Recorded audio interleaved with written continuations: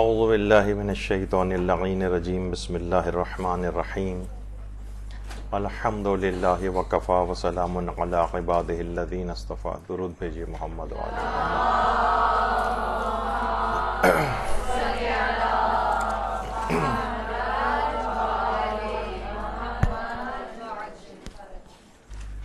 ایک کلاس اس موضوع پہ پہلے ہو چکی ہے کہ دینی طالب علم اپنے اندر نورانیت کیسے پیدا کریں.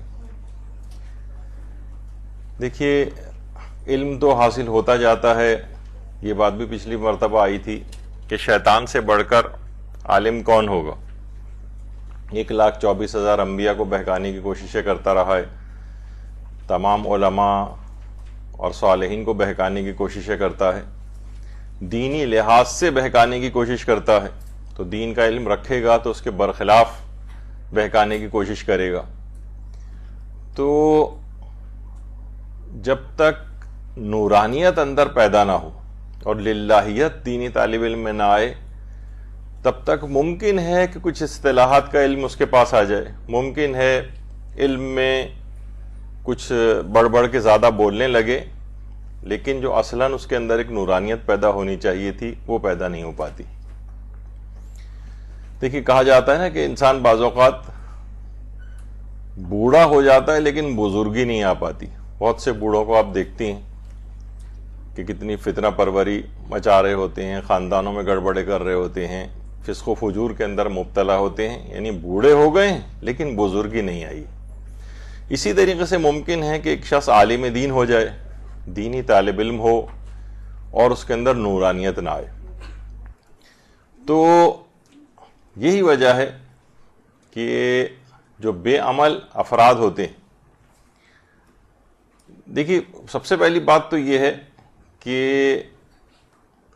روایات کے اندر یہ بات آئی ہے کہ سوائے ان دو افراد کے پیغمبر فرماتے ہیں کہ کسی بھی شخص کا مجھ سے کوئی تعلق نہیں، یا تو عالم دین ہوگا یا پھر طالب علم ہوگا، ان کے علاوہ کوئی مجھ سے نہیں. تو کتنا بڑا مقام ہے ایک دینی طالب علم کا. اور یہی دینی طالب علم بعد میں اور مزید ترقی کر کے عالم دین بن جاتا ہے. اور اس کی اہمیت اتنی زیادہ ہے کہ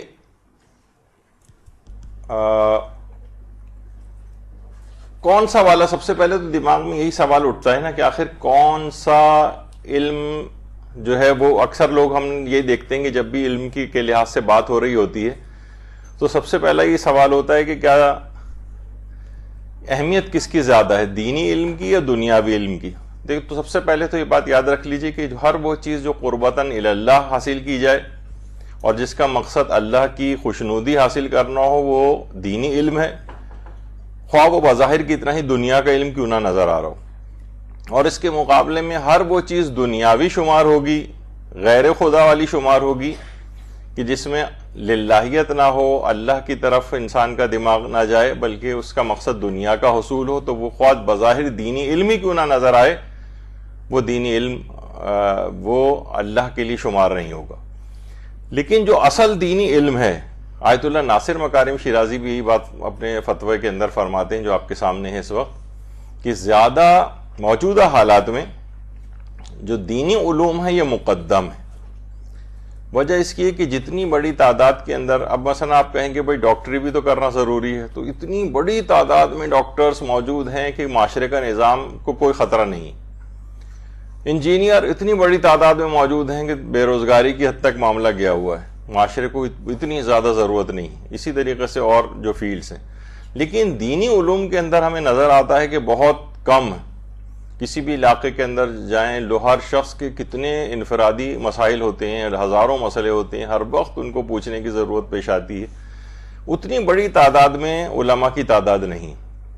تو موجودہ جو زمانہ چل رہا ہے، اور ظاہر ہے کہ ایسا نہیں ہے کہ کوئی اگر دینی علم حاصل کرنے جائے گا تو دنیاوی علوم کو پورا چھوڑ دے گا.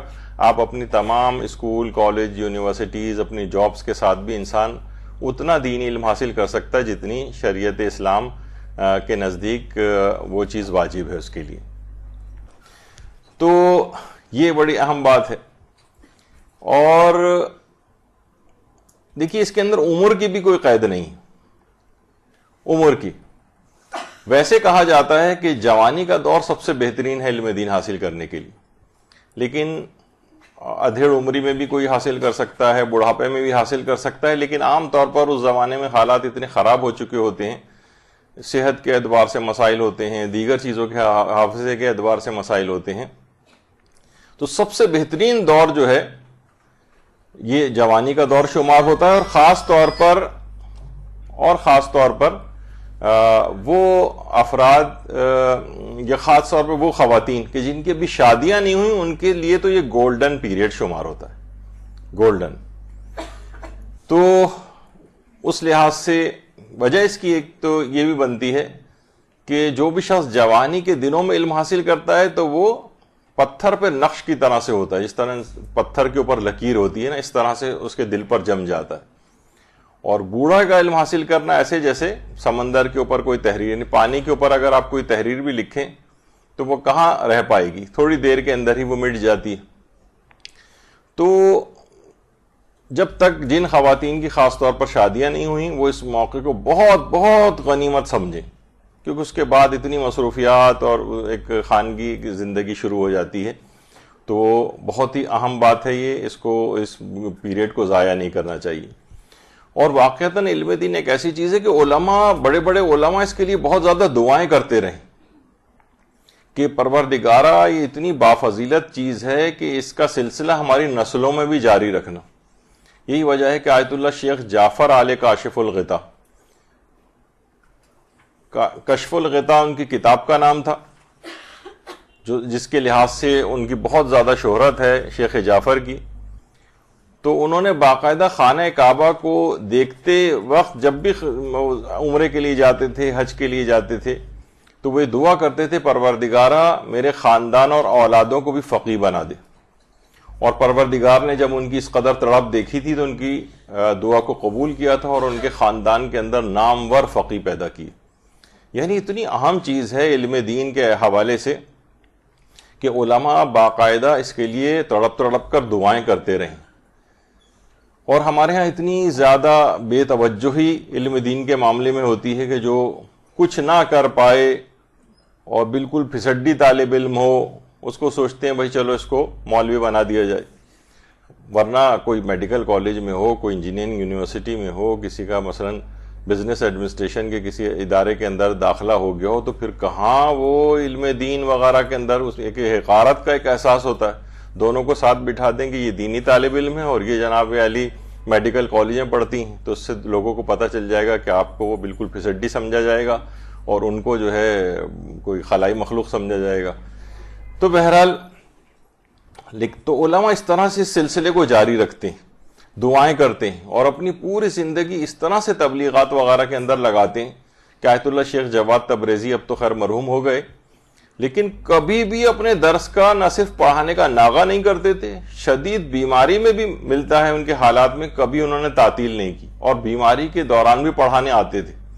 بلکہ ایک طالب علم کہتے ہیں ایک دن شدید برف باری ہو رہی تھی، حتیٰ کہ یعنی واقعے میں یہ کہ شاگرد تک پریشان تھے کہ اس میں درس پڑھنے جائیں یا نہیں، لیکن یہی آیت اللہ شیخ جواد تبریزی برف باری میں برف کے اوپر چلتے ہوئے ہاتھ میں وسائل الشیعہ لیتے ہوئے مسجد اعظم کی طرف لوگوں کو جاتے نظر آئے. یہ تمام مراجع کا سلسلہ ہے. آیت اللہ وحید خراسانی آپ کو پتہ ہے کہ تقریباً 100 سال کی عمر کے قریب پہنچ گئے ہیں. اب کہیں جا کر ان کا کچھ ہی عرصے پہلے درس سے خارج اب جا کر معطل ہوا ہے، یعنی اب واقعتاً اس قابل نہیں رہے کہ ورنہ وہ بس میں اپنے بیٹے کے ساتھ بیٹھ کر درس خارج کے لیے آیا کرتے تھے، اور اس کے بعد اتنی عمر میں بھی. تو یہ بہرحال ایک ایسی چیز ہے کہ انسان علم مسلسل حاصل کرتا جائے اور ایسی اس کے اندر اخلاص کی صفت پیدا ہو جائے تو اس کے اندر واقعتاً نورانیت پیدا ہو ہی جاتی. اچھا، نورانیت اس لحاظ سے پیدا کرنے کے کچھ الگ سے بھی اعمال روایات میں بتائے گئے ہیں جو ہمارے پیغمبر اسلام ختمی مرتبت صلی اللہ علیہ وآلہ وسلم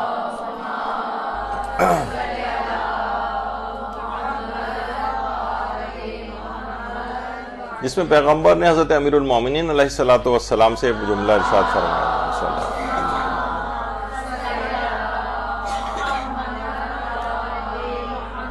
کہ اے علی 5 چیزیں دل کو نورانی بناتی. ایک تو اس میں ایک ہے روزانہ سورہ اخلاص کو بکثرت پڑھنا، سورہ اخلاص کو بکثرت پڑھنا ابتدان، جیسے کہ ابھی شاید آگے چل کر بھی گفتگو میں ذکر آئے گا، روزانہ 11 مرتبہ کم سے کم صبح اور 11 مرتبہ سونے سے پہلے تو اس کا ضرور اہتمام کریں، اور اس میں بھی بہت ہی واقعتاً جسے کہا جائے کہ نورانیت کو اگر اپنے اندر پیدا کرنی ہے تو یہ 11 مرتبہ اگر آپ صبح میں پڑھیں اور 11 مرتبہ سونے سے پہلے اس کو پڑھیں اور اس کو ہدیہ کر دیں اپنے امام زمانہ علیہ الصلوۃ والسلام کو.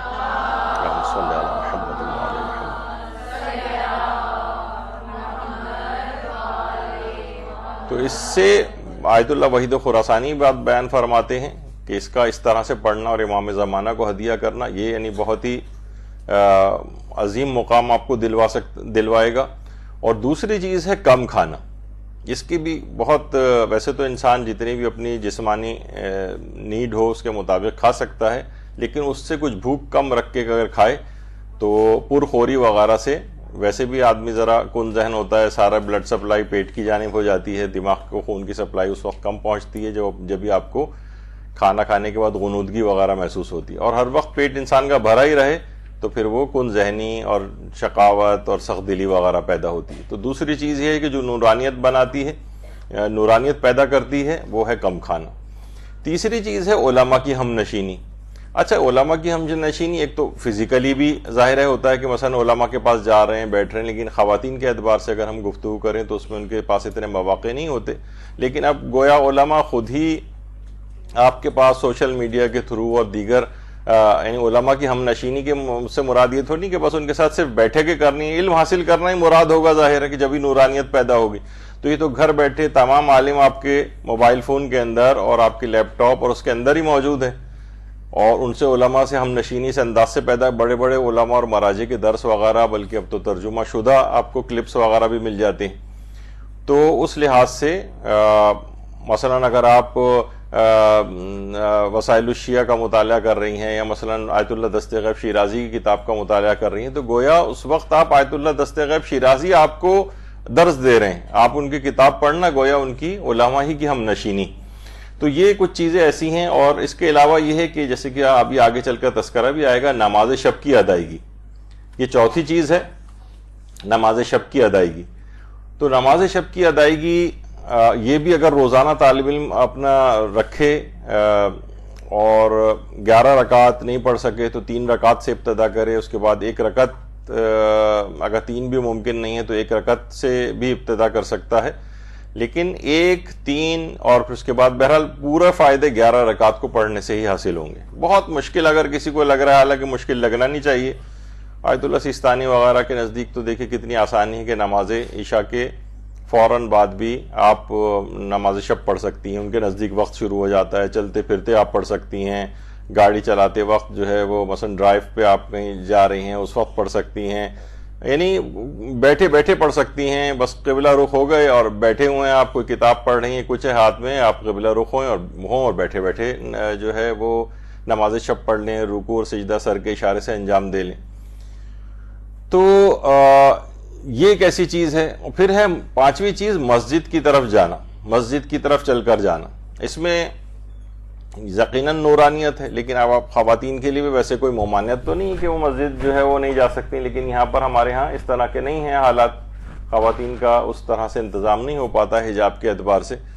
تو میرے اعتبار سے تو انشاءاللہ مدرسے چل کر آنا کم و بیش ویسے ہی ثواب آپ کو دلوا سکتا ہے، بلکہ ممکن ہے کہ شاید زیادہ ہی ہو جائے.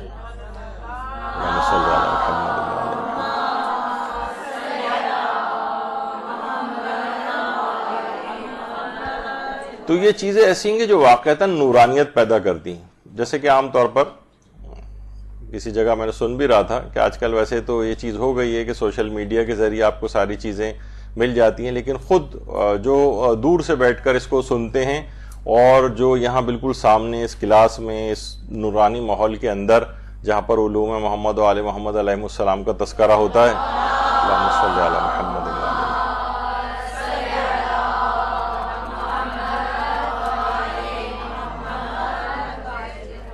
تو دونوں کی نورانیت جو ہے اس میں بہت فرق ہو جاتا ہے. اس کے اندر بھی یقیناً فائدے لوگ اٹھاتے ہیں، لیکن یہ کہ جو بنفس نفیس تو اکثر علماء تو بلکہ جہاں لائیو اسٹریمنگ وغیرہ کے ذریعے جو تقاریر اور مجالس ہوتی ہیں تو کچھ جو بزرگ علماء ہیں وہ بند بھی کروا دیتے ہیں اس کو، کہ یہ چیزیں کہیں ایسا نہ ہو کہ اتنی بڑھ جائیں کہ آپ کی امام بارگاہوں کو ویران کر دیں.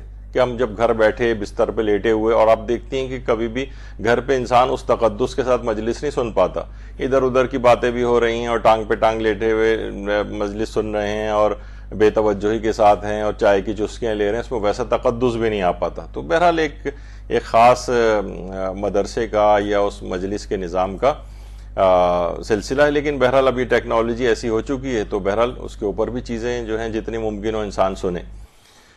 اچھا، اب طالب علم کے اعتبار سے جو ایک بہت اہم چیز ہے، کہ عام طور پر ہم یہ دیکھتے ہیں کہ طالب علموں کے اندر بلند ہمت ہی نہیں آ پاتی اور وہ اپنا ہدف کوئی بڑا نہیں رکھتے. یعنی کوئی بڑا ہدف ہو، بڑا ویژن ہو، بڑا ٹارگٹ ہو کہ مجھے جو ہے وہ کیا بننا ہے. تو آج کل ہم دیکھتے ہیں کہ کوئی محنت کا کوئی خاص جذبہ طالب علموں میں نہیں نظر آتا، کوئی بلند ہمتی نہیں نظر آتی، کوئی بڑا ٹارگٹ نہیں ہے. اچھا، دنیاوی علوم میں لوگوں کے بڑے ٹارگٹ ہوتے ہیں کہ میں ڈاکٹر بن جاؤں، ڈاکٹر بننے کے بعد اسپیشلسٹ بن جاؤں اور اس کے بعد یہ ہو جاؤں، انجینئرنگ میں بھی اور فلاں، اور ہر شعبے کے اندر آگے سے آگے بڑھنے کا ایک بڑا ہدف ہوتا ہے. بچہ بھی بالکل ہوتا ہے تو کہتا ہے میں بڑا ہو کے پائلٹ بنوں گا، میں بڑا ہو کے سرجن بنوں گا، بڑا ہو کے میں یہ بنوں گا. تو لیکن دینی طالب علم جو ہے اس کا کوئی چیز ہی نہیں سامنے ہوتی. بس جتنا دن جا رہے ہیں مدرسے جا رہے ہیں، جتنا پڑھ لیں گے پھر دیکھا جائے گا آگے کیا ہے، نہ کوئی. اسی وجہ سے جو بلند ہمتی اگر طالب علم کے اندر نہ ہو، یعنی باقاعدہ لوگوں کے اندر اتنے بلند ہمت اور کہ ہمارا یہ ٹارگٹ اچیو ہو جائے. بعض اوقات اتنی زیادہ ہم نے دیکھا ہے کہ دنیاوی علم کے لحاظ سے کچھ علوم کے اندر اگر ان کو کبھی فیل وغیرہ ہو جائیں تو ہم نے لوگوں کو خودکشیاں کرتے بھی دیکھا. ایک زمانہ تھا، آپ لوگ تو ماشاءاللہ ساری چھوٹی ہیں، ایک زمانہ تھا کہ یہ نیٹی جیٹی کے جو پل تھا یہاں پر، باقاعدہ یہاں پر جب انٹر کا رزلٹ آتا تھا تو پولیس لگانی پڑتی تھی کہ جن کے نہیں آتے تھے اوپر سے چھلانگیں لگا کے خودکشیاں کیا کرتے تھے. تو بہرحال یہ کیا ہے کہ اتنی اہمیت اس چیز کی ہے. جب اتنی اہمیت ہے تو انسان پھر اپنا ٹارگٹ بھی بڑا رکھتا ہے. لیکن دینی علوم کے اندر ہم دیکھتے ہیں کہ کوئی ٹارگٹ نہیں ہے. اور ایک بات اور یاد رکھ لیجئے، یہ تن آسانی اور سہولیات جتنی زیادہ بڑھتی چلی جاتی ہیں، یعنی راحت جسمانی کے ساتھ اگر آپ چاہیں کہ بس ہر وقت میں بالکل آئیڈیل کنڈیشنز مجھے ملتی رہیں تو میں دینی علم حاصل کروں گی، ورنہ نہیں اس طرح سے حاصل کر پاؤں گی. تو کہا جاتا ہے کہ علم کو دیکھیے اس طرح سے حاصل کرنا چاہیے، اتنی تلاش اور محنت کرنی چاہیے کہ جیسے ماں اپنے کھوئے ہوئے بچے کو تلاش کرتی. کبھی آپ دیکھتی ہیں کہ کوئی ماں جس کا بچہ کھو گیا وہ کس طرح سے باہر اس کو ڈھونڈتی پھرتی ہے، اسے کسی بات کی پرواہ نہیں ہوتی، اسے کوئی کھانے کی پرواہ نہیں ہوتی، کسی اپنے لباس کی پرواہ نہیں ہوتی، بعض اوقات حجاب بھی اس کا مکمل نہیں ہوتا، اور اسے کسی کروٹ چین نہیں آتا کہ جب تک کہ میرا بچہ مجھ کو واپس نہ مل جائے. تو بالکل اسی طریقے سے ہے کہ یہ جو علم کا اس طرح سے علم کی تلاش ہونی چاہیے، اتنی زیادہ اس کے اندر محنت اور کاوش جو ہے ہونی چاہیے، اور کبھی اس میں کوئی سٹاپ نہ لگے، کوئی اس کے اندر رکاوٹ نہ کھڑی ہو. اور کہا جاتا ہے کہ کسی بھی شخص کا اگر اس کو یہ گمان ہو جائے کہ بس اب میں نے کافی علم حاصل کر لیا اور میرا علم اب مکمل ہو چکا ہے، تو وہ سمجھ جائے کہ اب اس کے جہالت کے دور کا آغاز ہو گیا ہے. یعنی اگر کوئی شخص یہ سمجھے، یہاں کتنے بڑے بڑے علماء اور مجتہدین کو ہم دیکھتے ہیں، کہتے ہیں کہ آیت اللہ سیستانی ان عظیم مراجع میں سے ایک ہیں کہ زیادہ تر ان کے ہاتھ میں سوائے اس کے کہ جس وقت وہ زائرین وغیرہ سے ملتے ہیں، زیادہ تر آپ کا تو اسی وقت ان سے واسطہ پڑتا ہے یا ان سے ملاقات ہوتی ہے کہ جب زائرین ہوتے ہیں ان سے مصافحہ کرنا ہوتا ہے. لیکن ہر وقت جس کے ہاتھ میں کتاب رہتی، آیت اللہ سیستانی ان میں سے، ہر وقت ان کے ہاتھ میں کتاب ہے، سوائے کہ کچھ خاص مواقع جب زائرین وغیرہ سے ملاقات کرنا ہوتا ہے. لیکن جو لوگ اور ان کو عمومی زندگی میں دیکھتے ہیں وہ بتاتے ہیں چیز. تو کبھی بھی علم کا سلسلہ رکتا نہیں. یہاں یہ ہوتا ہے کہ بس 2 سال حاصل کر لیا، 2.5 سال حاصل کر لیا، 6 مہینے حاصل کر لیا، اور بس ایک دم سے بس فیلڈ میں آ گئے، اب علم کا سلسلہ بھی ویسا رک گیا. اور اپنے آپ کو علم کو بہت کافی سمجھ لیا گیا کہ میں اتنے دن جو ہے میں نے مثلا مدرسے کے اندر پڑھا ہوا ہے.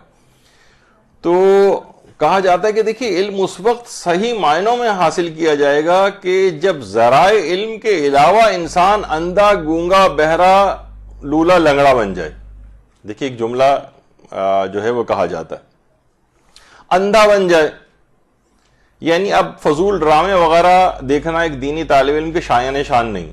یہ کیا آپ سوچیں کہ فضول اگر ڈراموں اور فلموں کے لحاظ سے اگر آپ دیکھیں ایک فینٹیسی ہے، ایک خیالی دنیا ہے. کچھ لوگ اپنے مالی اس کے لیے ایک باقاعدہ ایک اسٹیج ٹائپ کا وہ کرتے ہیں کہ تم یہ کہنا تم یہ کہنا ہے، کیمرہ لگایا ہو اس کو آپ ایسا دیکھ رہی ہیں جیسے کوئی بہت ریئلٹی ہے. یہ خیالی دنیا ہے، یہ انتہائی عبث احمقانہ بے وقوفانہ اور ویسا کام ہے. اگر آپ ذرا سا وہ کریں اور یہاں پر کروڑوں کی تعداد کے اندر جو ہے وہ ڈرامے جو ہے وہ ویورشپ کے اعتبار سے دیکھے جا رہے ہیں تو یہ انتہائی تو کہا جاتا ہے کہ حقیقی طور پر جو دینی طالب علم ہے کم سے وہ ایسا ہے کہ جو اندھا گونگا بہرا لولا لنگڑا ہو جائے. لیکن کس معنوں میں اندھا ہو جائے کہ فضول چیزیں مجھے کچھ نہیں دیکھنی، تب وہ اس میں کچھ نورانیت پیدا ہوگی اور علم حاصل جو ہے وہ کرے گا. بہرا بن جائے، غیبتیں کسی کی نہیں سن رہا ہے، وہ جھوٹ اور غلط بیانیاں یا رشتہ داروں کے خلاف جو جتنا کچھ آپ سنتی ہیں کہیں پہ ایسا ہو تو آپ اٹھ کے وہاں سے چلی جائیں. کانوں کو اپنے، کیونکہ یہ چیزیں جب کانوں کے اندر آپ کے جائیں گی تو یہ نورانیت کو پیدا ہونے سے روکیں گی. طالب علم کو اس انداز سے بہرا ہونا چاہیے کہ یہ والی باتیں سننے نہ سنے وہ. اسی طریقے سے مثلا گونگا ہو جائے، اب زبان سے غیبتیں نہیں ہونی چاہیے، جھوٹ نہیں ہونا چاہیے، الزام تراشی نہیں ہونی چاہیے، اس لحاظ سے گونگا بن جائے. لنگڑا بن جائے، فضول قسم کی جو تقریبات ہیں، مہندیاں اور مانجے اور فسق و فجور کی محفلیں اور مکس گیدرنگ اور یہ اس طرح کی جو چیزیں جہاں پر ہوتی ہیں کچھ لوگوں سے باتیں سننی پڑیں گی تو کیا ہو گیا. آپ کو تو ایک بڑا ہدف اور مقام کو حاصل کرنا ہے. یا ایسی صرف تقریبات اور وہ دیکھیں جہاں پر اس قسم کی چیزیں نہ ہوں یا اس کو رکوانے کی کوشش کریں بغیر کسی لڑائی اور جھگڑے کے سمجھا کے. تو اس لحاظ سے یہ ان تمام چیزوں سے جب ایک دینی طالب علم معذور ہو جائے گا، اندھا گونگا بہرا لنگڑا اس انداز سے ہو جائے گا کہ یہ چیزیں، تو پھر اس کے اندر حقیقی طور پر ایک نورانیت آئے گی اور وہ اس کی روح اتنی ہی سالم ہوتی چلی جائے گی. ورنہ بظاہر یہ سب چیزیں اس کے ہاتھ پاؤں سب کچھ نظر آ رہے ہیں لیکن اس کی روح بیمار ہوتی چلی جا رہی ہے، روح اندھی ہو رہی ہے، روح بہری ہو رہی ہے، روح لنگڑی ہو رہی ہے، جو ہے روح گونگی ہوئی چلی جا رہی ہے. تو اس سے بہتر ہے کہ انسان ان چیزوں سے اپنے آپ کو بچا کر جو ہے وہ نورانیت پیدا کرے. جتنا ان سے وقت بچے اس کو اپنی تعلیم کے اوپر لگائے، تب اس میں نورانیت پیدا ہوگی. آیت اللہ بہجت کے پاس ایک طالب علم آیا جس نے کہا کہ میں 27 سال کا ہو چکا ہوں، میں بہترین طریقے سے علم کیسے حاصل کروں؟ عمر میری 27 سال ہو چکی ہے، میں نے بہت پہلے سے تو حاصل نہیں کیا، میرے پاس اتنا وقت بھی نہیں ہے. یعنی 27 سال کا بھی ان کے پاس یہ بات آ کر کہہ رہا ہے. تو آیت اللہ بہجت نے اس سے کہا کہ اگر تم واقعتاً علم حاصل کرنا چاہتے ہو بہترین طریقے سے تو پہلی بات اس کے اندر یہ ہے کہ تم جب بھی کوئی تمہارے دماغ میں سوال اٹھے یا کوئی بھی چیز پڑھ رہے ہو تو اس کے سوالات یعنی سارے نوٹ کرو اور اس کے بعد اپنے استاد سے یا کسی صاحب علم سے اس کے جواب پوچھو. یعنی اپنے سوالوں کو بالکل ان اٹینڈڈ نہ چھوڑو. یعنی بس دماغ میں سوال ہوا ابھرا کوئی ہمیں لیکن اس کی پرواہ نہیں، تو اس سے تم علم مزید سوال سے سوال حاصل کرتے چلے جاؤ گے. مجھے اچھی طرح یاد ہے جب ابتدائی طور پر حاصل کرنا شروع کیا تھا تو اجتہاد اور تقلید سے متعلق جو ہمارے استاد محترم مولانا صادق حسن صاحب قبلہ، تو اس زمانے میں خیالی سوال بھی بناتا تھا اور وہ شاید تنگ بھی ہو جاتے ہوں گے اس سے. تقریباً 1000 سوال مختلف طریقوں سے جو اجتہاد و تقلید کے متعلق جتنے ممکن ہو سکتے تھے وہ میں نے بنائے، پوچھے اور ایک گرپ حاصل کرنے کی اس میں کوشش کی. تو بہرحال یعنی سوال سے مراد یہ نہیں کہ بس دماغ میں آئے تو نہیں، آپ خود سے سوچ کے سوالات نکالیں. اچھا یہ ایسا ہو جائے تقلید میں تو پھر کیا مسئلہ ہوگا، اور ویسا ہو جائے تو کیا مسئلہ ہوگا، اور ایسا ہو جائے تو کیا مسئلہ ہوگا. تو اس سے کیا ہوتا ہے کہ یہ آپ دیکھیں بہت سی چیزیں نا فرض کی جاتی ہیں. آپ دیکھتی ہیں توضیح المسائل کے اندر بھی بہت سی چیزیں فرض کی جاتی ہیں. فرض کریں کہ ایسا ہو جائے، تو اس سے کیا ہوتا ہے کہ جب وہ واقعتاً زندگی میں آپ کے پیش آتا ہے تو آپ کو اس کا جواب پہلے سے معلوم ہوتا ہے، بنسبت ہے کہ اس وقت پیش آئے پھر آپ کو کوئی عالم اویلیبل نہ ہو اور اس وقت وہ کرنا بھی ضروری ہو. تو یہ گرپ پہلے سے آپ کے پاس ہو. دینی طالب علم تو یہ ہے کہ ہر کوئی ابھی آپ کا پہلا دن ہی ہوتا ہے مجھے اچھی طرح یاد ہے کہ میڈیکل کالج میں بھی ایک ہفتہ ہی ہوا تھا کہ لوگ دوائیں پوچھنے لگے تھے ہم سے. تو اسی طریقے سے آپ سے شرعی احکام پوچھنے لگتے ہیں, آپ سے بینکنگ کا مسئلہ پوچھنے لگتا ہے, کوئی آپ سے کریڈٹ کارڈ کا مسئلہ پوچھنے لگتا ہے, کوئی فلاں چیز کا مسئلہ پوچھنے لگتا ہے, اور ابھی آپ کو ہوئے ہوئے 1 مہینہ بھی نہیں ہوا مثلا مدرسے آتے ہوئے. تو یہ لوگوں کی ایکسپیکٹیشن ہو جاتی ہیں. تو اپنے علم کو سوالات کے ذریعے آپ بڑھاتے چلے جائیں. تو انہوں نے کہا کہ ایک تو بات یہ ہے کہ کبھی بھی طالب علم کو سوال کرنے سے نہیں شرمانا چاہیے. ہر وقت جھجک, اب تو علماء سے حتیٰ کہ مراجع تک کے واٹس ایپ نمبر ہیں, یعنی وہ خود نہیں, ان کے دفتر والے جو ہے وہ جو ان کے مسائل کے مطابق جواب دیتے ہیں. تو اب تو ہر شخص کے اپنے ہاتھ میں کوئی سوال ہو, آج ہی صبح میں کچھ سوالات یعنی جو ہے بھیج کر آیا ہوں, یعنی جب جاؤں گا تو انشاءاللہ اس کے اوپر اس کے جوابات آئے ہوئے ہوں گے. تو یعنی اتنے آسان ہو گیا ہے. زمانہ تھا, مجھے خود یاد پڑتا ہے کہ آیت اللہ خوئی سے خط لکھ کے باقاعدہ سوال پوچھا کرتے تو 6 مہینے بعد وہاں سے تحریری طور پر خط کا جواب آیا کرتا تھا. تو اب تو اتنی سہولیات ہو گئی ہیں, اب تو کوئی عذر ہی مانے نہیں ہے, یعنی آپ کے پاس کوئی ایکسکیوز بچا نہیں ہے میدان قیامت میں کہ آپ پروردگار کے سامنے کہیں کہ مجھے یہ بات اس وجہ سے پتہ نہیں تھی کہ مجھے علم ہی نہیں تھا اس بات کا. تو اب تو ہر چیز آپ کے ہاتھ میں موجود ہے. تو ایک تو چیز ہو گئی کہ سوال کرنے سے نہ شرمائیں. دوسرا انہوں نے ایک اور بات کہا کہ خاص طور پر جو چیز بہت علم میں کام آتی ہے, ہمارے ہاں عام طور پر کچھ جگہوں پہ اس کا رواج ہے, وہ ہے کہ خاص طور پر جو نمازوں کی تعقیبات مشترکہ ہیں. آیت اللہ بہجت فرماتے ہیں تعقیبات مشترکہ, یعنی ایک تو کوئی ہر نماز کی ایک تو الگ تعقیبات ہوتی ہیں, مثلا فجر کی مخصوص تعقیبات ہی ہیں, ظہر کی مخصوص تعقیبات ہی ہیں, کچھ آپ مفاتی کے اندر دیکھیں گی تعقیبات مشترکہ کے نام سے. انہوں نے کہا کہ علم حاصل ان کی تم ان پہ مداومت کرو. ایک نماز بھی ایسی نہ ہو کہ جس میں تعقیبات مشترکہ نہ ہو. تم خود ہی دیکھو گے کہ اس کے اندر یعنی اتنی اس میں اگر آدمی مداومت کرے اور ہمیشہ اس کو جاری رکھے تو بہت زیادہ اس کے علم بھی ترقی ہوگی, نورانیت بھی اس کے اندر آئے گی. اور تیسری چیز جو نورانیت بھی پیدا کرتی ہے اور طالب علم کو مشکلات سے بھی نکالتی ہے, وہ آیت اللہ عراقی نے بتائی. آیت اللہ محمد علی العراقی امام خمینی کے بھی اساتذہ میں سے شمار ہوتے تھے. یہ کہتے تھے جب بھی کوئی علمی مشکل مجھے بھی پیش آتی تو میں کیا کرتا ہوں, میں ایک تسبیح حضرت فاطمہ الزہرا سلام اللہ علیہا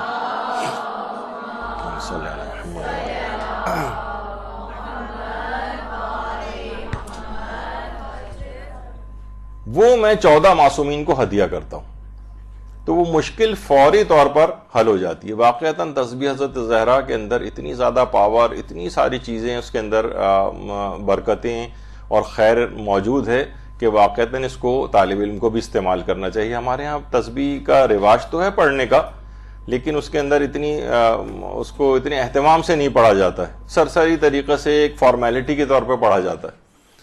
تو بہرحال اس کو بڑا دل جمعی کے ساتھ اور پھر 14 معصومین کو ہدیہ بھی کریں تو انشاءاللہ دیکھیں گے کہ علمی مشکلات بھی حل ہوں گی اور طالب علم کے اندر نورانیت بھی آئے گی. آیت اللہ بہجت سے یہ بات بھی پوچھی گئی تھی کہ کیا کریں کہ ہمارے اندر مسلسل علم و دانش پیدا ہوتا رہے. یہ نہیں کہ مثلا بس کچھ دنوں کے لیے ہوا پھر اس کے بعد یہ سلسلہ رک جائے, مسلسل علم و دانش پیدا کرنے کے لیے. تو آیت اللہ بہجت فرماتے تھے کہ اگر تمہیں یعنی یہ چاہو کہ تمہارے اندر مسلسل علم پیدا ہو اور مسلسل دانش مندی پیدا ہو تو تم کثرت کے ساتھ لا الہ الا اللہ کا ورد کیا کرو, کثرت کے ساتھ, یعنی ہر وقت. آیت اللہ محمد حسین طباطبائی فرماتے تھے کہ دیکھیے بہت سارے اذکار ایسے ہیں کہ اس کو جب آدمی کرتا ہے تو ظاہر ہے اس کے ہونٹ حرکت کرتے ہیں اور لوگوں کو پتہ چلتا ہے کہ ہاں یہ کچھ پڑھ رہا ہے. کہہ رہے ہیں لا الہ الا اللہ ایک ایسا ذکر ہے کہ اس کے اندر ہونٹوں کو بھی حرکت نہیں ہوتی, چاہے تو کوئی پریکٹس کر کے دیکھ لے. تو اس لحاظ سے اس کی بڑی اہمیت ہے کہ ان چیزوں کو ان اذکار کو کثرت کے ساتھ انجام دے. کثرت کی قلت بھی ہوتی ہے, ایک ہوتا ہے ظاہر کثرت, کتنی کثرت, وہ تو 10,000 بھی ہوتی ہے, 20,000 بھی ہوتی ہے, 1,000 بھی ہوتی ہے. تو عام طور پر جو روایات سے بات پتہ چلتی ہے کہ کم سے کم 100, یا کچھ علماء کہتے ہیں کہ 300, اور لا الہ الا اللہ تو آپ اگر پڑھنے بھی جائیں تو آپ دیکھیں گے کہ بہت ہی جلد اس کو جتنی بھی کثرت کے ساتھ پڑھا جائے تو اس سے کیا ہوتا ہے مسلسل علم و دانش پیدا ہوتی. کیونکہ ایک اور بھی چیز ہے, اگر آپ دیکھیں تو علماء اور مراجع یہ کہتے ہیں کہ یہ چیزیں نا شک اور وسواس شیطانی کو دور کرتی ہیں. عام طور پر جب آپ علم حاصل کرتی ہیں تو شیطان سب سے بڑا رکاوٹ بن کے کھڑا ہو جاتا ہے. تو یہ لا الہ الا اللہ کا ورد جو ہے یہ شیطانی وسوسوں کو دور کرتا ہے. آپ کا دل یعنی دل بھرنے نہیں پائے گا علم حاصل کرنے سے, ورنہ ایک سیچوریشن ہو جاتی ہے کہ بس بہت ہو گیا, بہت حاصل کر لیا, یا یہ کہ ابھی دل نہیں چاہ رہا, ابھی ذرا ٹی وی دیکھ لیں فلاں چیزوں. تو یہ شیطان آ کر آپ کی کنسنٹریشن کو جو ہے وہ ادھر ادھر کرنے کی کوشش کرتا ہے. تو لا الہ الا اللہ کا کثرت کے ساتھ اس کا ورد کریں. پھر آیت اللہ بہجت ایک چیز اور فرماتے تھے کہ یہ جو سورہ اعلیٰ ہے, سبح اسم ربک الاعلی الذی خلق فسوی, وہ یہ فرماتے تھے کہ یہ ہو سکے تو یہ پورا ہی سورہ پڑھیں, لیکن خاص طور پر اس کی ایک آیت ہے اس کا کثرت سے ورد کریں. سنقرئک فلا تنسیٰ, یا رسول ہم تم کو قرآن اس طرح سے پڑھائیں گے کہ تم بھولو گے نہیں. کہتے ہیں کہ خاص طور پر اس آیت کو بھول کے مرض سے نجات دلانے کے لیے کثرت کے ساتھ تلاوت کرنا چاہیے. سنقرئک فلا تنسیٰ, یعنی ویسے تو پوری سورہ اعلیٰ ہی پڑھے تو بہت ہی اچھا ہے حافظے کے لیے, لیکن اس آیت کا الگ سے کثرت کے ساتھ ورد کرنا یہ آپ کی یادداشت کو بہت قوی بنائے گا. آپ کو بھول جانے کا جو جس سے انسان بھول جاتا ہے مطالب کو, پڑھتے جا رہے ہیں اور بھولتے جا رہے ہیں, پڑھتے جا رہے ہیں بھولتے جا رہے ہیں, اس سے انسان بچے گا. سنقرئک فلا تنسیٰ. اور فرماتے تھے اس کے علاوہ ہر نماز کے بعد خاص طور پر یہ اس کی کثرت ہو سکے تو آیت الکرسی کی تلاوت. آیت الکرسی, اس میں پھر وہی سوال بار بار اٹھتا ہے کہ جناب آیت الکرسی جو ہے وہ العلی العظیم تک پڑھیں یا ہم فیہا خالدون تک پڑھیں. تو دیکھیے ویسے تو جیسے کہ اس کے نام سے ظاہر ہے اس کا نام ہے آیت الکرسی, آیات الکرسی نہیں. اس کا مطلب ہے کہ وہ العلی العظیم تک ایک آیت بنتی ہے, یہاں تک ہے. لیکن علماء اس میں خاص طور پر اگر آپ نماز وحشت قبر وغیرہ پڑھ رہی ہیں تو وہ کہتے ہیں احتیاط اسی میں ہے کہ باقی 2 آیات بھی پڑھ کر ہم فیہا خالدون تک پڑھ لیں. تو ویسے آیت الکرسی جہاں پر عمومی طور پر اذکار وغیرہ کے اندر نمازوں سے ہٹ کر کبھی پڑھنا مراد ہوتی ہے تو اس سے مراد وہ العلی العظیم تک ہے. لیکن کوئی مزید 2 آیتیں پڑھ لے تو اور شرف اور فضیلت اس کو حاصل ہو جائے گا, اور کون سا ٹائم اس کے اندر لگے گا, آدھے منٹ سے بھی کم کے اندر باقی 2 آیات بھی ہو جائیں گی, چند سیکنڈز میں بلکہ. تو یہ تو کچھ اذکار کے حوالے سے نورانیت ان سے پیدا ہوتی ہے, ان کے اوپر مداومت کرنی پڑتی ہے, ان سے ہیلپ لینی ہوتی ہے. بعض اوقات طالب علم ان چیزوں سے ہٹ جاتے ہیں, کہتے ہیں ہمیں تو علم حاصل کرنا ہے, یہ کون دعا اذکار وغیرہ کے اندر ٹائم لگائے. تو یہ اس کے ساتھ مل کر جو بھی آپ محنت کرنی اس کے اندر ایک برکت پیدا کرتے ہیں. یہ اذکار آپ کو شیطان سے بچا کر اس راہ کے اوپر آگے بڑھنے میں ہیلپ کرتے ہیں. یعنی ان کو ایسا نہیں کہ الگ سے اس کو اگر کوئی کرے تو سوچے کہ میں نے اس میں وقت ضائع ہو رہا ہے ہمارا. اچھا, اس کے بعد ایک اور چیز ہے علم حاصل کرنے کے حوالے سے, وہ ہے اطاعت والدین. یعنی جتنی ان کے سامنے فروتنی ہوگی, جتنی عاجزی ہوگی, جتنی ان سے آپ یہاں پر ہم دیکھتے ہیں شکایات بھی بعض اوقات سننے میں آتی ہیں معاشرے میں کہ علم بھی حاصل کر رہے ہیں لیکن والدین کے ساتھ تلخ کلامی بھی چل رہی, زبان چلانا, انہیں برا بھلا کہنا, ان کی توہین کرنا, یا مثلا ان سے بلند آواز سے بات کرنا, چیخنا چلانا, یہ بالکل ایک رائج سی ایک چیز بن گئی. آیت اللہ مرشی نجفی, آیت اللہ مرشی نجفی اس سے اندازہ لگائیں, اس میں بچپن سے یہ آیت اللہ جو چھوٹا بچہ کھڑا ہے یہ آیت اللہ مرشی نجفی تصویر, اور یہ اپنے باپ اور اپنے دادا کے ساتھ جو ہے وہ کھڑے ہوئے ہیں. وہ تو بیٹھے ہوئے ہیں, یہ خود کھڑے ہوئے ہیں, یہ ان کے بچپن کی تصویر ہے. آیت اللہ مرشی نجفی کہتے تھے کہ جب میرے والد سو رہے ہوتے تھے, شاید پچھلی دفعہ بھی میں نے یہ ذکر کیا تھا, تو میں ان کو ہاتھ سے نہیں اٹھاتا تھا بلکہ اپنے گالوں کو ان کے پاؤں کے تلوے پر رگڑ رگڑ کے, کہ مجھے بے ادبی سی محسوس ہوتی تھی تو میں ان کو اس طرح سے اٹھایا کرتا تھا اپنے والد کو. یعنی اپنے گال کو چہرے کو ان کے پاؤں کے تلووں سے سہلا کر میں ان کو اٹھاتا تھا. اور میرے والد جب اٹھتے تھے نیند سے، جب میں ان کو جگاتا تھا اور نیند سے سو کر اٹھتے تھے تو ہمیشہ مجھے دعائیں دیتے ہوئے اٹھتے تھے. کہہ رہے ہیں آج جو کچھ بھی آپ میرے پاس دیکھ رہے ہیں، دنیاوی طور پر تو اس قدر دنیا یعنی دور تھے ان چیزوں سے کہ میں نے ایک دفعہ پہلے بتایا تھا کہ پوری زندگی ان پر حج بھی واجب نہیں ہو سکا تھا، اتنے پیسے نہیں تھے. آیت اللہ مرشی نجفی نے ساری زندگی حج نہیں کیا اور اسی حالت میں انتقال کر گئے. لیکن علم کے اعتبار سے جو پہاڑ شخصیت ان کی ہو گئی. وہ کہتے ہیں آج جو کچھ بھی مرجعیت اور لوگوں کا رجوع کرنا اور دین کی خدمات تم مجھ سے دیکھ رہے ہو، یہ میرے اور اس والد کی دعاؤں کا نتیجہ ہے جو میں ان کو جس انداز سے اٹھایا کرتا تھا. اس کے بعد آیت اللہ مرشی نجفی جوانی کے ایام انہوں نے جو ہے وہ گزارے، علم میں مسلسل آگے بڑھتے گئے، ادھیڑ عمری کے اندر گئے اور اس کے بعد بزرگ ہو گئے. اور آپ کو پتہ ہے کہ کتنی بڑی سعادت، 40-45 سال تک تقریباً حرم معصومہ قم میں نماز جماعت پڑھاتے رہے. اللہم صلی علی محمد وعلی محمد.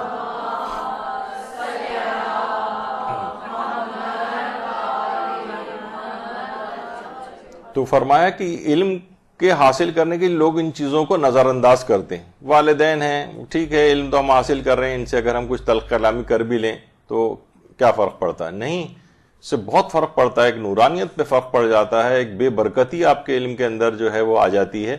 تو ان کی عزت و احترام کو مزید بڑھا دینا چاہیے. ایک تو ویسے ہی کوئی آدمی طالب علم دینی نہیں بھی ہو تب بھی اس کو والدین کا اکرام کرنا ہے، لیکن دینی طالب علم کو تو بڑھ کر اکرام کرنا ہے. بہت سی چیزیں ایسی ہوتی ہیں کہ مثلا وہ آپ سے کہہ رہی ہیں کہ یہ کام کر دو وہ کام کر دو، تو ٹالنے والا کبھی نہ کریں اور آگے بڑھ کر بلکہ ان کی ضروریات کو پہلے سے محسوس کر کے ان تک آپ کو پہنچنا چاہیے. تو بہرحال یہ تمام چیزیں ایسی ہیں کہ والدین کا احترام. دیکھیے ایک زمانہ یہی تھا کہ لوگ پہلے، علامہ اقبال بھی کہا کرتے تھے مرحوم، کہ پہلے جو ہے علم اتنا نہیں ہوتا تھا لیکن تعلیم لوگوں کے پاس زیادہ ہوا کرتی تھی. علم کم ہوتا تھا، تعلیم زیادہ ہوتی تھی. اور آج کل کیا ہو گیا ہے کہ علم زیادہ ہو گیا ہے، تعلیم کم ہو گئی، تربیت کم ہو گئی.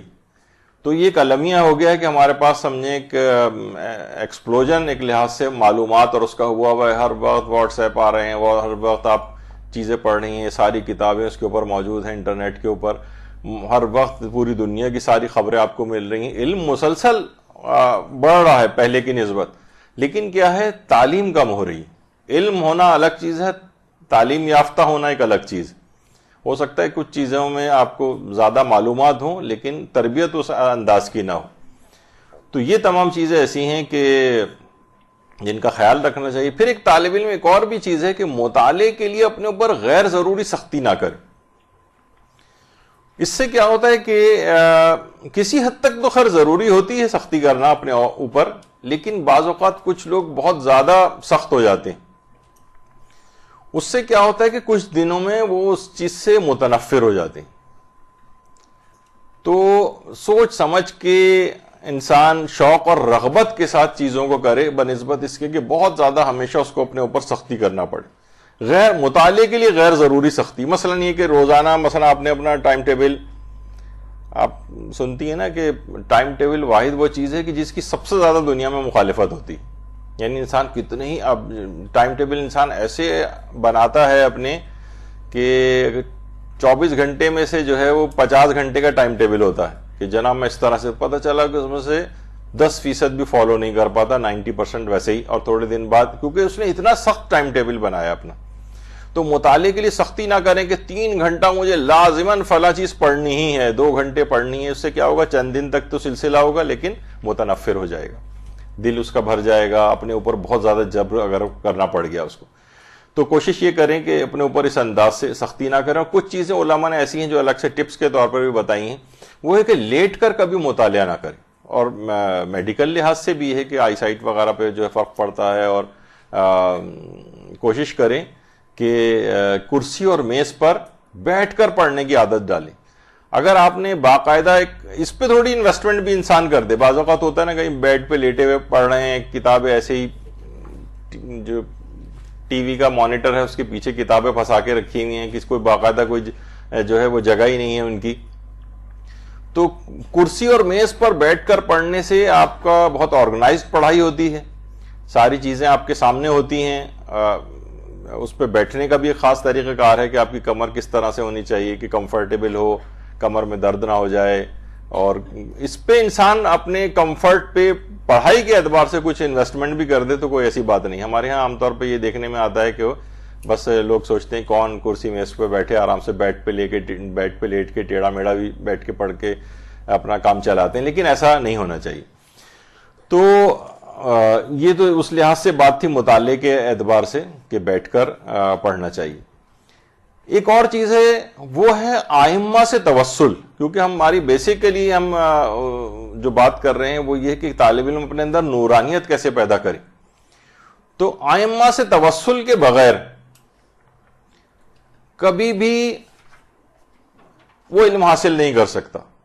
ائمہ سے توسل، بڑے بڑے علماء مجتہدین جن کی ابھی میں نے یہ تو خیر آیت اللہ بہجت ہیں، یہ اکثر و بیشتر اس طرح سے معصوم قم کے قبر مبارک پہ آیا کرتے تھے.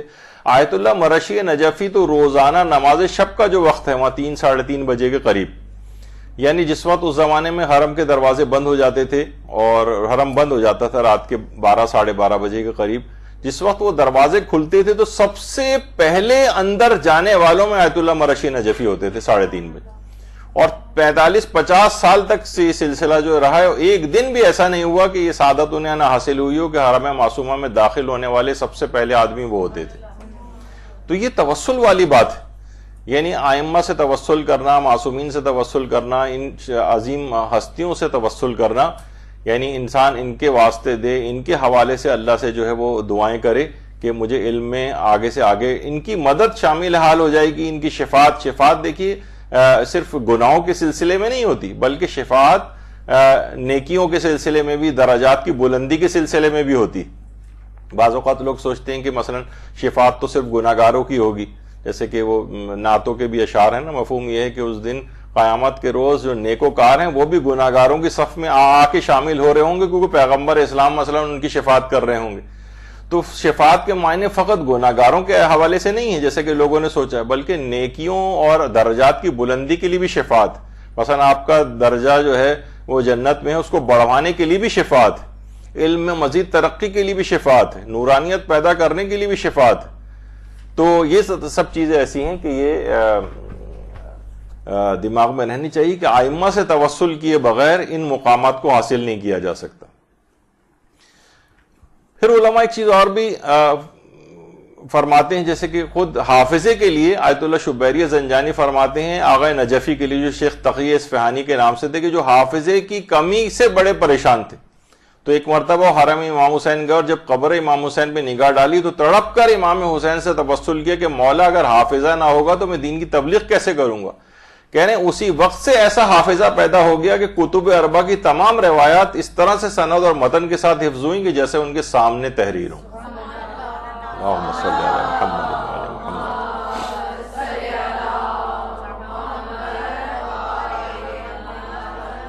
تو ائمہ سے توسل، علوم کے خزانے ہیں، ساری دنیا کو علم ان سے ملا ہے، ان کے در کو چھوڑ کر آپ ادھر ادھر کہاں سے علم حاصل کریں گے. ان کی نگاہ کرم ہو جائے تو پچھلی دفعہ ہی آپ نے سنا تھا کربلائی کاظم سہرقی بالکل ایک جاہل شخص اور ایک چشم زدن میں حافظ قرآن بن گیا.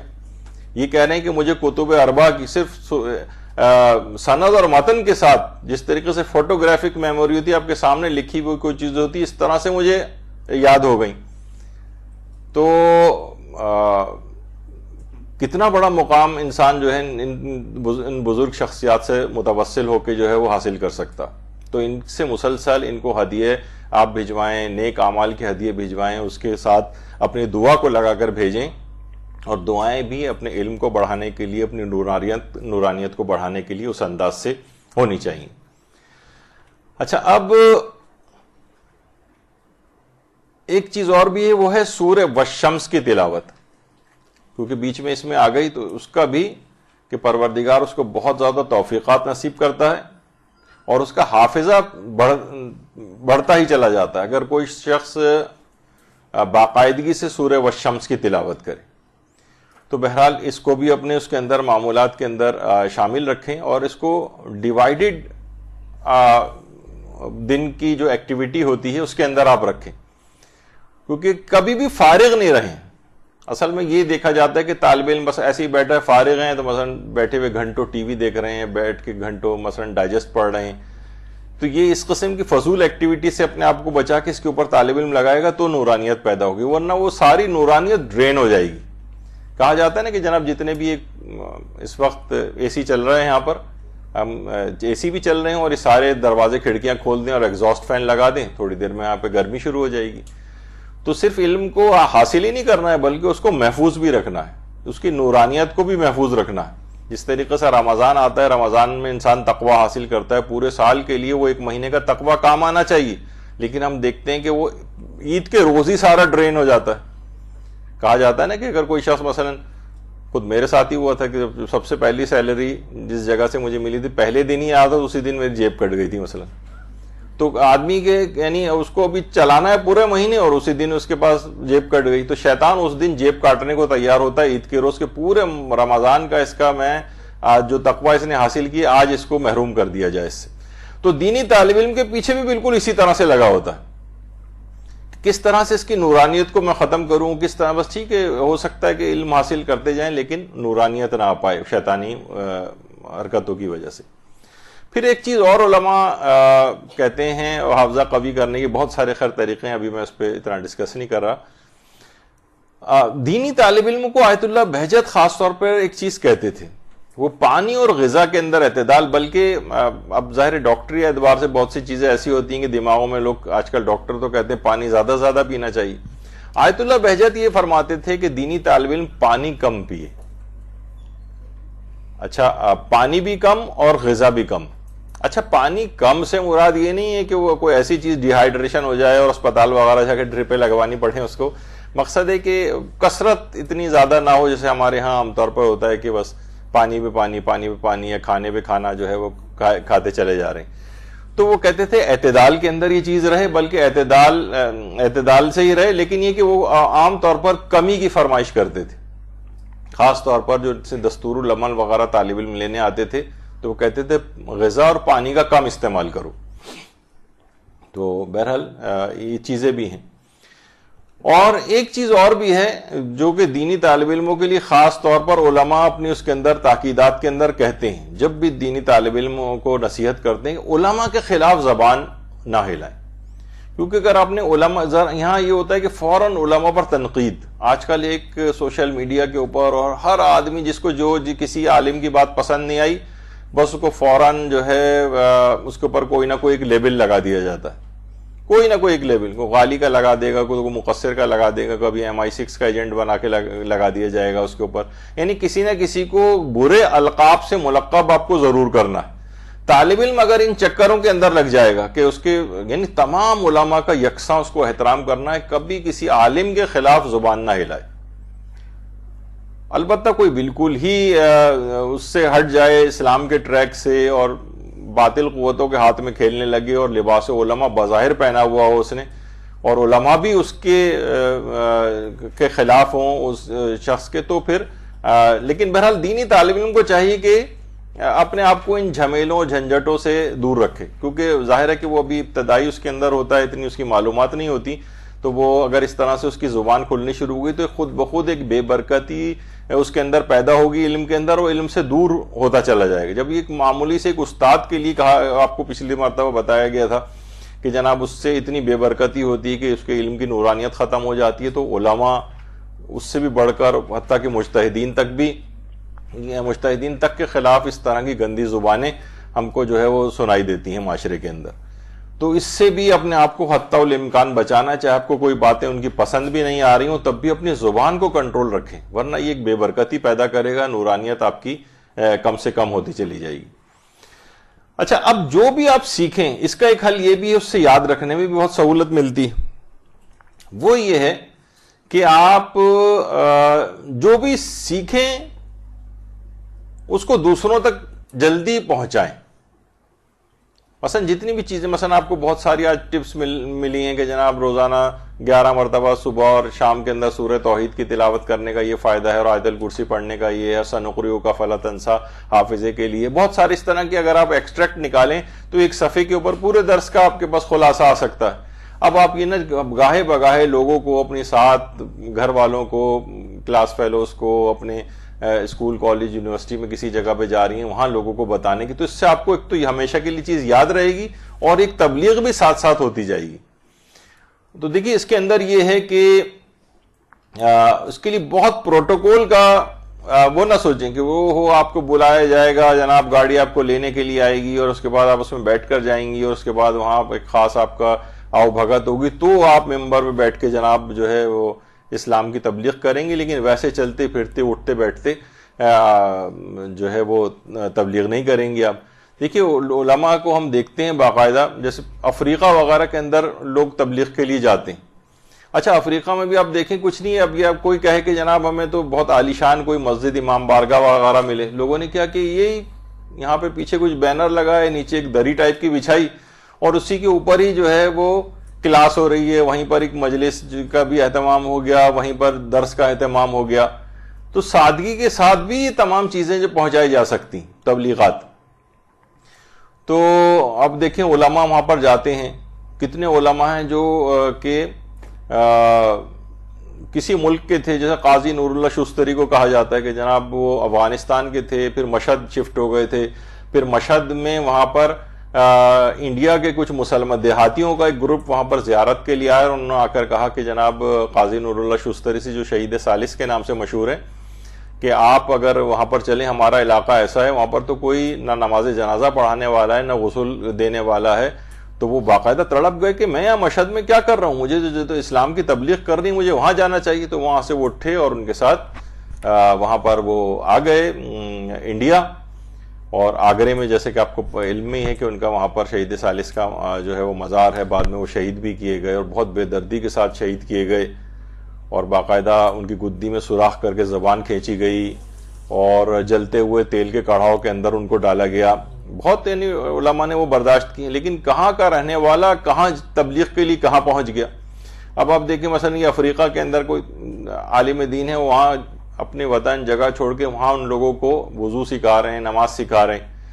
تو تبلیغات کے اندر جو ہے وہ ہر وقت لگژریز اور ان چیزوں کا نہ سوچیں، جہاں موقع مل جائے، کہیں کسی ایسی پسماندہ جگہ کا موقع مل جائے، جاہل پڑھے چاہے اتنے پڑھے لکھے افراد نہ بھی ہوں اس جگہ پہ، بالکل ناخواندہ ٹائپ کے ہوں، وہاں آپ کو دین کا کوئی بات بتانے کا موقع مل جائے، ان کو وہ کم سے کم لوگوں کو وضو سکھا دیں، نماز سکھا دیں، چھوٹے موٹے احکام ان کو جو ہے اس طرح اللہ کے احکام تو خیر سارے بڑے ہیں، یعنی جو آسان سے ہلکے پھلکے طریقے سے جو لوگوں کو بتائے جاتے ہیں وہ سکھائیں تو بہت ہی اچھی بات ہو جائے گی۔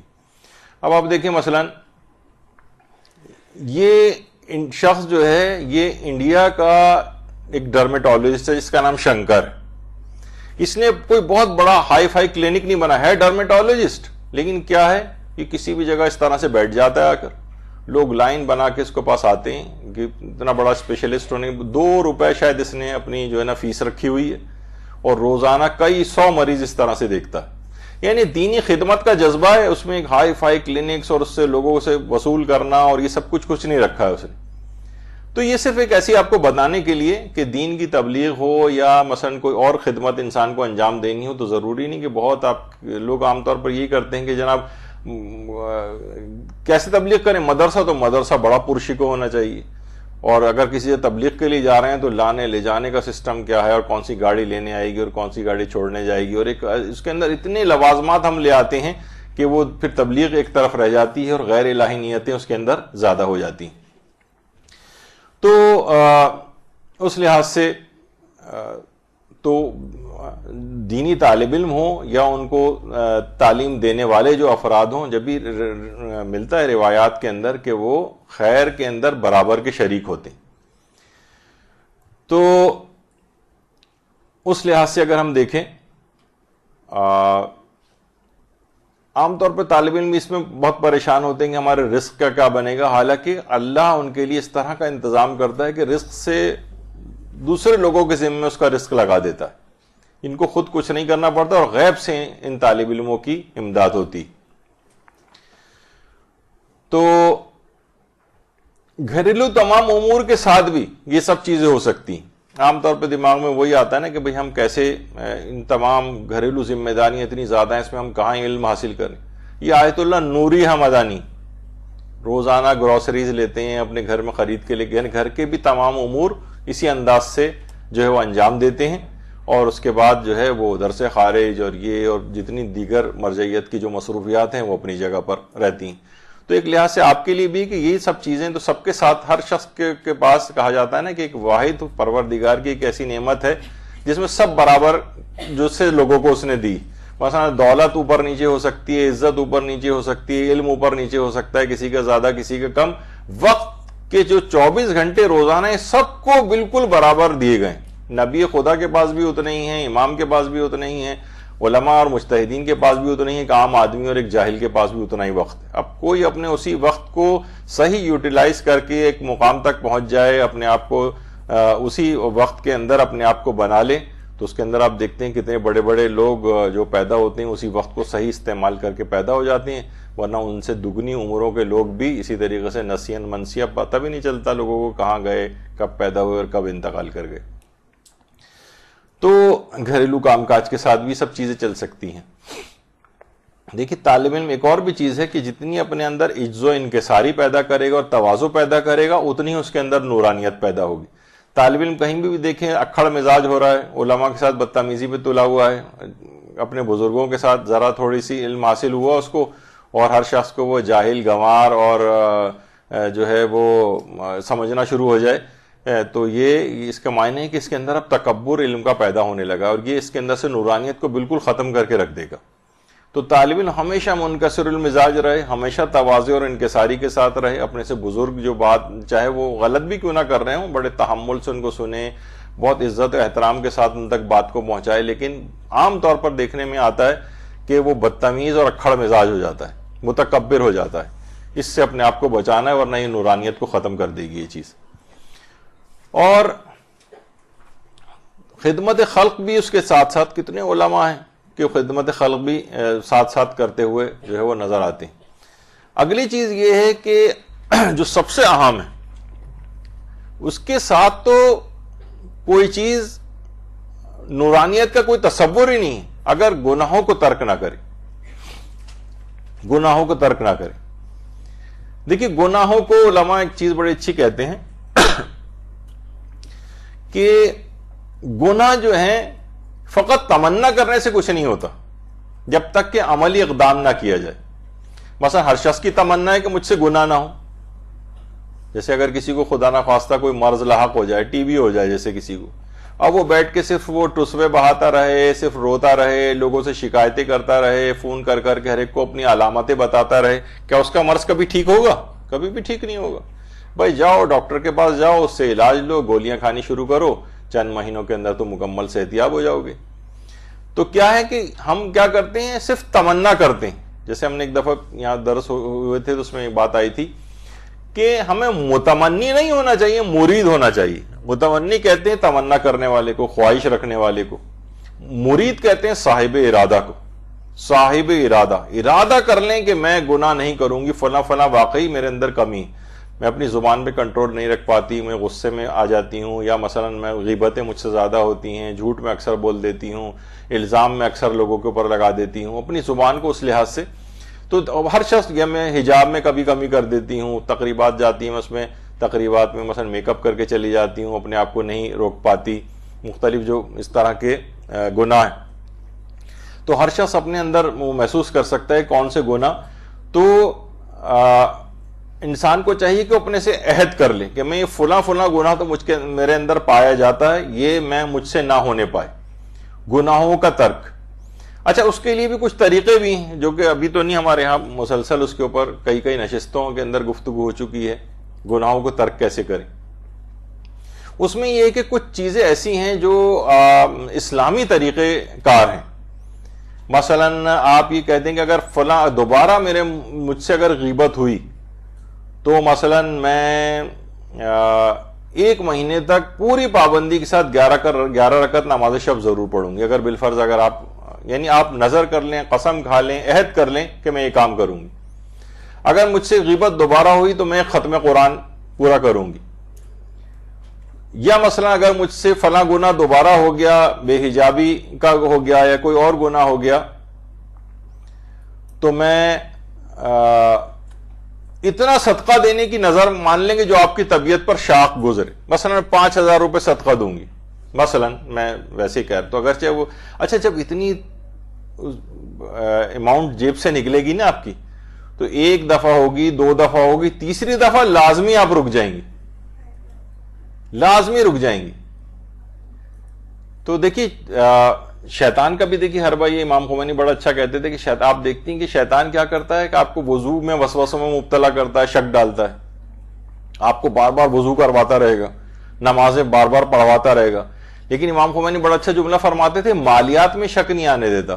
مثلا کبھی نہیں ہوتا کہ شاید میں نے خمس نہ نکالا ہو, چلو دوبارہ نکال دوں, شاید میرا حج غلط ہو گیا ہو, چلو 1 دفعہ اور حج کر لیتا ہوں, یا شاید میں نے فلاں کو پیسے نہیں دیے تو کوئی بات نہیں 2 لاکھ روپے میں دے دیتا ہوں ان کو دوبارہ, شاید میں نے نہ دی ہوں. نہیں, اس میں کبھی آپ کو شک نہیں آنے دے گا, یہ آپ کو صرف اس کے اندر وسوسوں کے اندر ڈالے گا. تو اتنا کم سے کم آپ نظر کر لیں, قسم کھا لیں, عہد کر لیں کہ یہ جو گناہ مجھ سے ہو رہا ہے اگر مجھ سے دوبارہ ہو گیا تو کم سے کم ہر شخص اپنی حیثیت کے مطابق جو اس کو شاق اور بہت بڑا لگے کہ یہ بڑی اماؤنٹ میرے پاس سے جا رہی, اس طرح کی کوئی منت صدقے میں وہ واجب ہو جائے گا دینا اس کو, اگر اس نے مخالفت اس کی. تو علماء فرماتے ہیں کہ عشاء 1 دفعہ ہی اس سے مخالفت ہوگی, اس کے بعد خود اس کا نفس مجبور کرے گا, ارے رک جاؤ خبردار ورنہ اتنے 1000 روپے دینے پڑ جائیں گے, یا اتنی نمازیں پڑھنا پڑیں گی, یا اتنے روزے رکھنے پڑ جائیں گے. تو یہ مختلف اس طرح کے طریقے بھی ہیں جو شرعی طریقے ہیں. شرعی ریاضتیں ہم اس سلسلے میں کر سکتے ہیں, کوئی غیر شرعی ٹائپ کی کوئی منت یا اس طرح سے جو ہے وہ نہیں مانی جا سکتی.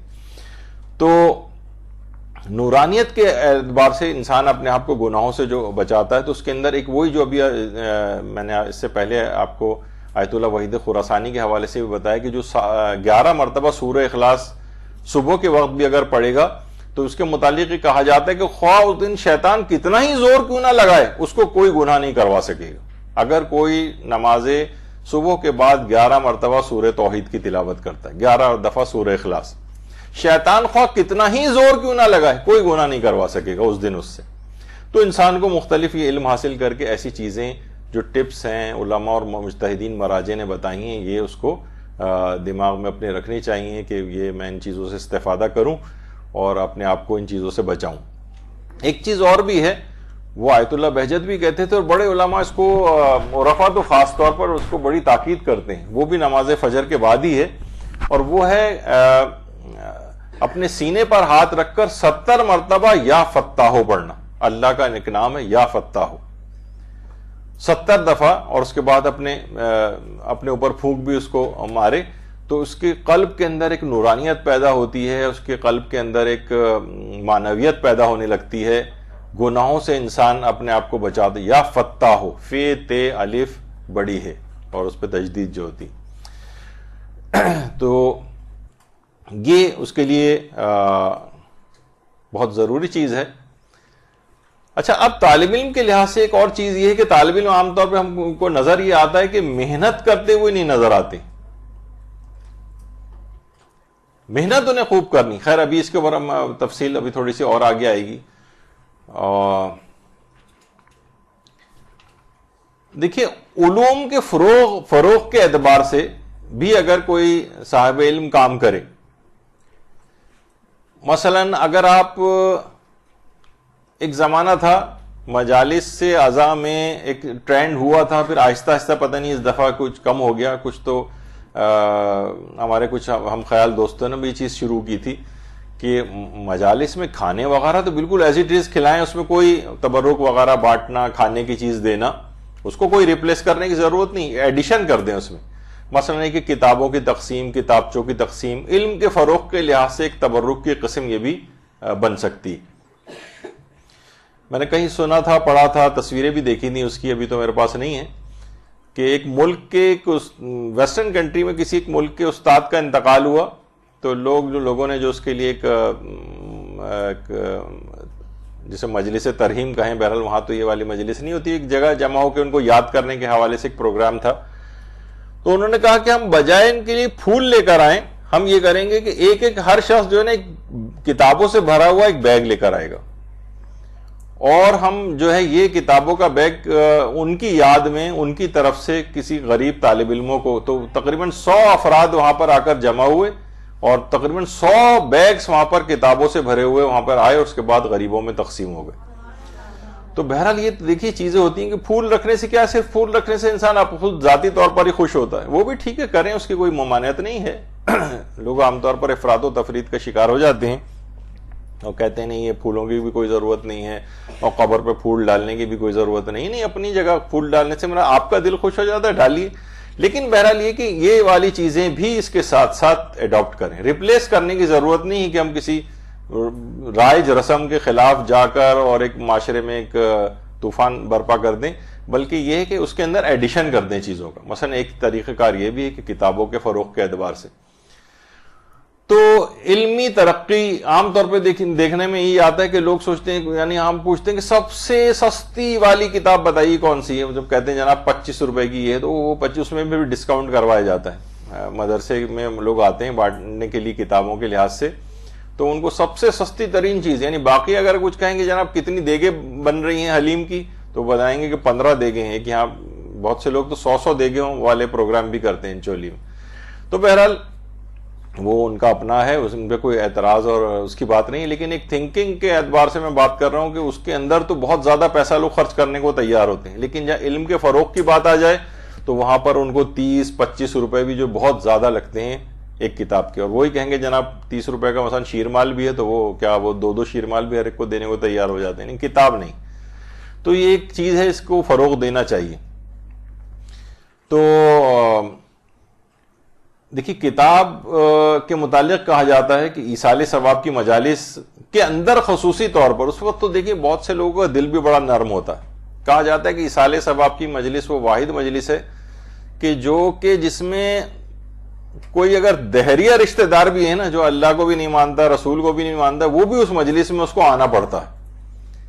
تو بہت سے ایسے افراد ہوتے ہیں جو پورے سال مجالس میں، حتیٰ کہ عشرہ اولا کی جو مجالس محرم کی ہوتی ہیں اس میں بھی لوگ عام طور پر بہت سے افراد نہیں جاتے ہیں، لیکن رشتہ داروں کی ایصال ثواب کی مجلس میں ان کو مجبوراً آنا پڑتا ہے. تو اس کا بھی کوئی اسپیشلائزیشن اس کے اندر کر لے اور اپنے آپ کو اس میں کہ اس کا مواد ایسا تیار کر کے لوگ آپ کو کہیں کہ جناب ایصال ثواب کی مجلس فلاں ذاکرہ کو بلاؤ وہ سب سے بہترین پڑھتی. اس طرح کی اس انداز کی دل کو جو ہے منقلب کر دینے والی مجلسیں کہ لوگ عمل اور رغبت. اچھا اس میں ہر شخص دیکھیے موت کی جو مجلسیں ہوتی ہیں عام طور سوئم کی، 40ویں کی، برسی کی، اس میں لوگ موت کی طرف ذرا سننے کو تیار ہوتے ہیں. اس کا میٹر ان لوگوں کو بھی پتا ہوتا ہے ایصال ثواب کی، تو اس میں تبلیغ کا بہت اچھا موقع آپ کے پاس ہوتا ہے. تو اس میں اسپیشلائزیشن پیدا کریں بنسبت ہے کہ عمومی قسم کی مجلسیں. مہارت جو ہے وہ اگر اس سلسلے میں آ جائے تو آپ کی ایک اسپیشلائزیشن بھی ہو جائے گی. اچھا اس میں ظاہر ہے کتابوں کے لحاظ سے بھی ایک بات اور بتا دوں کہ ظاہر ہے کہ عام طور پر ایک ٹرینڈ اور بھی ہو گیا، لوگ فوراً کہتے ہیں بھائی ہمیں سافٹ کاپی چاہیے فلاں بک کی، یعنی بس ہمیں انٹرنیٹ پہ ادھر ادھر مل جائے. نہیں، آپ کے پاس الگ سے کتابوں کی بھی ایک لائبریری ہونی چاہیے گھر میں، چاہے چھوٹی سی لائبریری ہو. دیکھو کہ یہ اچٹتی پچٹتا سا طریقہ ہوتا ہے انٹرنیٹ پہ گئے اور ایسی کتاب کو کسی کو ورق گردانی کی. جو پوری کتاب ہاتھ میں ہوتی ہے انسان اس کو شروع سے آخر تک پڑھتا ہے، اس کے اندر زیادہ گہرائی ہوتی. تو ویسے اگر انٹرنیٹ پہ کوئی کتاب تلاش کرنی ہے تو بہرحال اردو کے اندر ہماری جو زیارات.net کے نام سے ایک ویب سائٹ ہے، اس کے اندر بہت کتابیں، زیارات ZIYARAAT زیارات.net. تو بہرحال اگر آپ زیارات.net کے اوپر جائیں تو آپ کو بے شمار کتابیں تقریباً ہر موضوع کے اوپر ہی جتنی اردو میں کتابیں اچھی خاصی ہم نے دیکھا ہے کہ اس کے اوپر موجود ہیں. بہت اچھی ویب سائٹ ہے، لیکن کچھ کتابیں آپ کے پاس ویسے بھی الگ سے بھی ہونی چاہیے. اچھا اب اپنے روحانی اور علمی ترقی کے لیے، نورانیت پیدا کرنے کے لیے علماء فرماتے ہیں کہ خاص طور پر جو خاص ایام ہیں اور ان خاص ایام کی جو راتیں ہیں ان سے آپ بھرپور استفادہ کریں. مثلا شب قدریں آتی، شب قدر قبولیت کی سارے سال کے احکامات لکھنے کی رات ہوتی ہے، تقدیروں کی رات ہوتی ہے. اس رات کو علی الخصوص اپنے علم اور اپنے نورانیت کے لحاظ سے اسپیشلی دعا کریں. کتنی اور اس طرح کی مقدس راتیں اور آتی ہیں. شب عید بھی اس میں سے ایک رات ہے.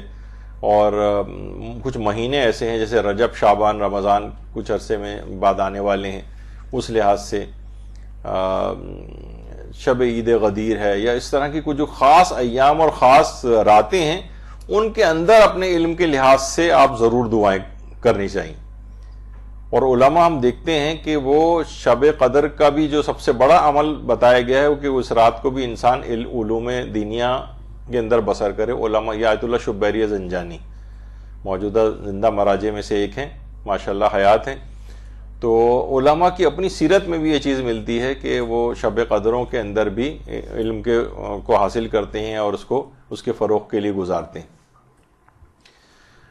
اچھا، ایک چیز اور بھی علماء کہتے ہیں کہ خاص طور پر وہ یہ کہ تمام علوم اور موضوعات کے اندر آپ علم فقہ کے اندر خاص طور پر کوشش کریں کہ مہارت، علم فقہ جسے کہا جاتا ہے یا عام طور پر فقہ کے نام سے معروف ہے. تو آیت اللہ بہجت بھی کہتے تھے کہ اللہ سے ارتباط کا طریقہ اللہ اور امام زمانہ کی اطاعت کرنا ہے،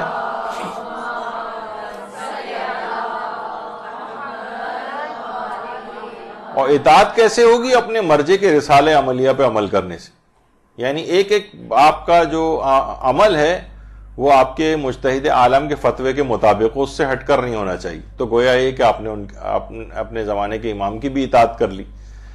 تو اپنا ارتباط اس سے آپ کو رسالہ عملیہ سے بڑھانا. رسالہ عملیہ سے مراد فقط توضیح المسائل نہیں، یعنی ان کے دینی احکام توضیح سے میں بھی ہوتے ہیں، دیگر کتابوں کے اندر بھی ہوتے ہیں، ان کے استفتاحات وغیرہ کے اندر بھی ہوتے ہیں.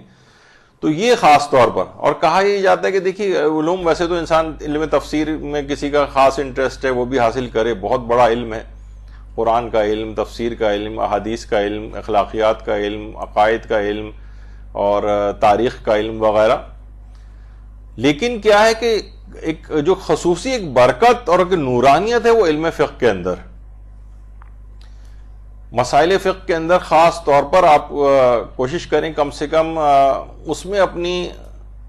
اچھا، کسی بھی جگہ آپ جاتی ہیں نا تو لوگ آپ سے شاذ و نادر کوئی تاریخ کا مسئلہ پوچھے گا، شاذ و نادر کوئی آپ سے عقائد کی کوئی دلائل کا پوچھے گا، تفسیری نکات شاذ و نادر کوئی پوچھے گا. لیکن جہاں کہیں آپ جائیں گے، یا عالم ہو یا کوئی بھی، اس سے لوگ فقہی مسئلہ ضرور پوچھنے آتے ہیں کہ جناب یہ والا مسئلہ ہے، ہمیں یہ والا مسئلہ بتا دیں. تو اس کے اندر ایک خصوصی مہارت آپ کو پیدا کرنی چاہیے، اور یہ واقعتاً نورانیت بھی پیدا کرتی ہے. اور دوسری ایک اور خصوصیت علم فقہ کے اندر یہ ہے کہ علماء کہتے ہیں کہ خاص قسم کی فقہ کے اندر ایک برکت ہے کہ جو بھی اس کے اندر زیادہ اپنے وقت کو لگاتا ہے اس کے مالی بہت ساری مشکلات حل ہوتی ہیں، جس میں سر فہرست مالی مشکلات کا حل. یعنی غیب سے اللہ اس کے لیے انتظام کرتا ہے. ایسا شخص کبھی اب روزگار کے سلسلے میں پریشان نہیں ہوگا، رزق کے سلسلے میں پریشان نہیں ہوگا. یعنی ایک ایسی چیز ہے کہ جو کہ محسوس کی گئی ہے کہ اس طرح کی خاص برکت اس علم کے اندر. تو کوشش کریں کہ اس کے اندر آپ خصوصی توجہ دیں، دیگر علوم کے ساتھ ساتھ اس کو خصوصیت کے ساتھ حاصل کریں. یہ ایک بڑی اہم چیز ہے. اچھا، اور ایک اور چیز جو طالب علم کو اور ایک عام مومن کے لحاظ سے بھی لیکن دینی طالب علم کے لیے اور ضروری ہے، زیادہ تر اوقات میں باوضو رہنا. زیادہ تر اوقات میں مدرسہ آنے سے پہلے آپ حتی الامکان جتنا بھی ممکن ہو سکے وضو کو بچاتے ہوئے، اس میں وسوسے کی حد تک بھی نہ جائیں کہ ہر 5-10 منٹ بعد وضو کرنے کے لیے جا رہے ہیں، ایک عجیب وسواسی کیفیت ہو رہی ہے. نہیں، زیادہ تر اوقات کے اندر کوشش کریں کہ باوضو رہیں. خاص طور پر اگر کوئی آدمی سونے سے پہلے بھی اگر وضو کی عادت ڈال لے کسی جگہ، جیسے ابھی تصویر آپ کے سامنے، مثلا عالم کہیں گئے ہوئے ہیں تو وضو تجدیدی بھی ایک چیز ہوتی ہے. یعنی ابھی ضروری نہیں کہ وضو ٹوٹا ہی ہو کسی کا، لیکن نمازوں کا وقت آ کے وضو کیا ہو، ہم ایک وضو اور کر لیں. الوضو علی الوضو نور علی نور، ایک نور کے اوپر ایک اور نور ہو جائے گا. بہت سے علماء تو اس حد تک تھے، جیسے ہمارے گزرے آیت اللہ باقر وحید بہبہانی، جنہیں استاد الکل فی الکل کہا جاتا ہے.